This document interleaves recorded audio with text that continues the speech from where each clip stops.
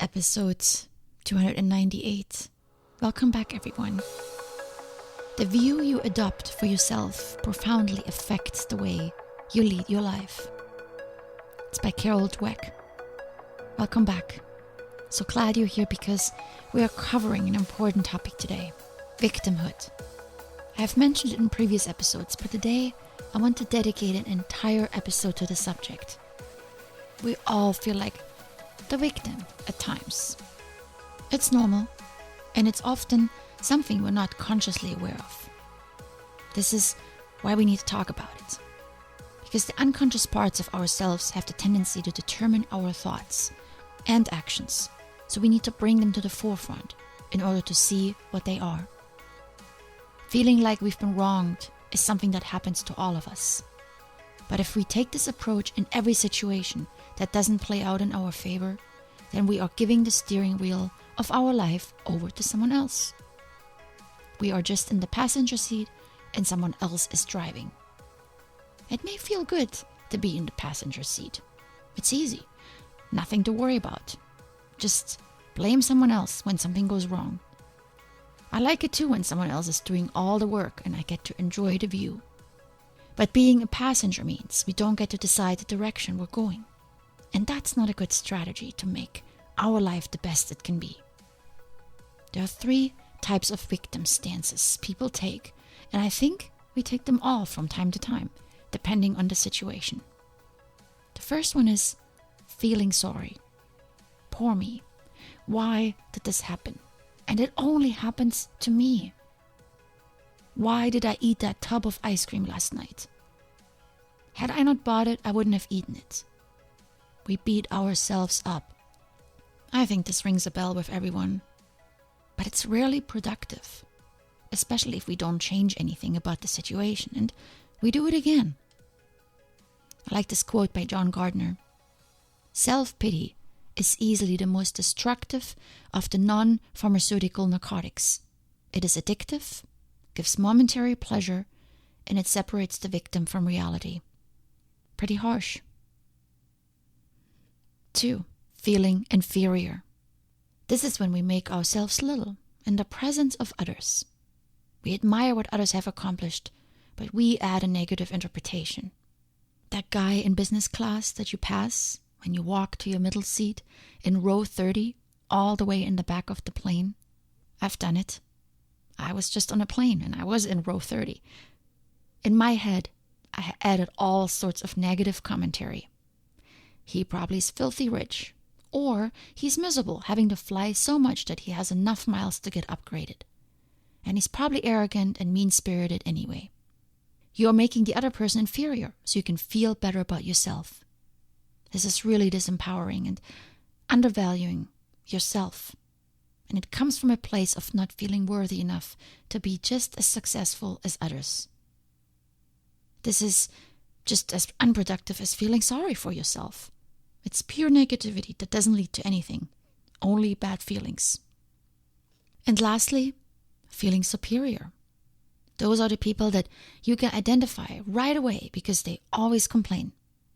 Nobody does anything right. Only they know how to do it. With this arrogant position, you wipe your hands clean of every responsibility because it's never your fault. Again, highly unproductive and also extremely passive. People living in constant victimhood have a fixed mindset. They feel everything is set in stone. A certain amount of intelligence, a certain personality, and a certain moral character. It's all fixed and it can't be changed. Every time when you feel that you've reached the end and that all there is all that there ever will be, you need to defend what you have and stand up for it. It creates an urgency to prove yourself over and over again, at school, at work, and at home. Every situation is evaluated. Will I succeed or will I fail? Will I look smart or will I look dumb? Will I be accepted or will I be rejected? With a fixed mindset, all control is with the outside world. When things go wrong, I feel bad. When things go better than expected, I'm happy. A victim is someone who's powerless. As humans, we all crave attention, acceptance, and approval. Everything we do is about gaining these three feelings. We want to be noticed, acknowledged, and accepted. Victims beg for these. They crave it, they need to have it, and they resort to aggressive methods to obtain it. Remember our episodes on high and low value behaviors a while back? That's when we touched on this. Low value behaviors are those competitive and grasping behaviors that force others to give you what you need. People with a winner's mindset give attention, acceptance, and approval instead of taking it. They dish out compliments when they see someone has something they wish to have. They ask questions when they see someone doing something differently than they're used to. And they take ownership when they make the wrong choices so it doesn't happen again. Simply watch yourself next time you are in a conversation with someone. Are you looking for attention, acceptance, and approval? Or are you listening to the other person and showing an interest in what they have to say? I have someone in my life who sends more selfies than he writes actual words in his text messages. Here, look at me. Give me attention. Approve of me and accept me. That is what selfies are to me. They are a desperate expression of someone seeking approval. And you know what I do? I give it to him. I compliment his pictures and adventures. I can relate. I know how it feels to depend on outside validation. I don't judge. I don't criticize. I don't ask, why do you never ask about me? Because then I am a victim. Would it make me feel nice to be asked once in a while? Sure, but I don't depend on it for my happiness. And I know that he is not able to give it to me. Next time you're watching yourself during that conversation, ask yourself, how do you feel? Do you feel in balance and in control of your life? Are you feeling at peace with whatever the other person says or does? Or do you get anxious? Do you feel like taking over the world? Or do you feel like the world is against you? Do you hope for a lot of likes on Instagram for your pictures?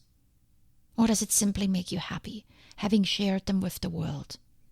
Describe your emotions to yourself next time you think some victim behavior might be going on. Victimhood is an internal state and it can be sensed. Monitor the conversations that might be going on inside of you. Whenever you see someone more successful than yourself, are you protecting yourself by trying to speak down to them inside your head? This is arrogance as a defense mechanism. Change your thoughts and instead ask yourself how you can learn from them. Congratulate them on their success. Wish them well. Feel joy in your heart for this person's accomplishments. Catch yourself when you have these conversations with yourself that are either empowering or disempowering you. Victims feel disempowered, angry, and are always complaining. Victors encourage and build up and always try to learn. They don't worry about being taken advantage of. They always give people the benefit of the doubt. They don't take things personally. They stand above it all, looking at it from a bigger picture and a bigger point of view. These are the people with the big personalities. They see further out. They see the big picture. They look at the situation at a macro level, and they are playing a long game. They don't get caught up in small and insignificant details, even if they hurt a little bit. They see everyone as equals, and they are able to find the best in others. They are very present with themselves. How do you become such a person? It sure sounds great, doesn't it? I'm not always there. I can try.